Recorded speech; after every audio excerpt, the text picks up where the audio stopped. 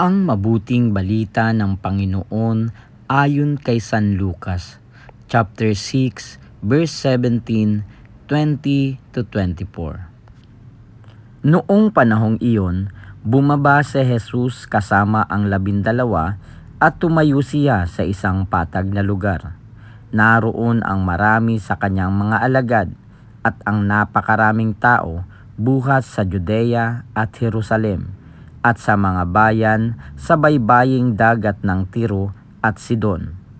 Tumingin si Jesus sa mga alagad at kanyang sinabi, "Mapalad kayong mga dukha, sapagkat ang Diyos ang maghahari sa inyo.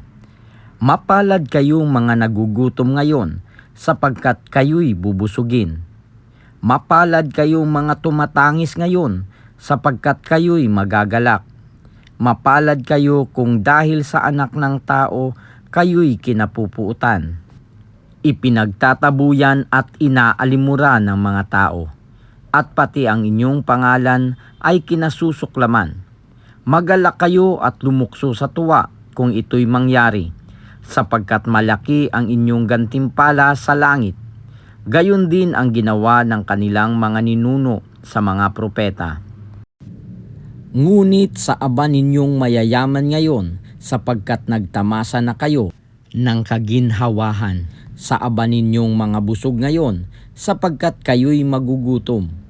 Sa aba ninyong nagsisitawa ngayon, sapagkat kayo'y magdadalamhati at magsisitangis.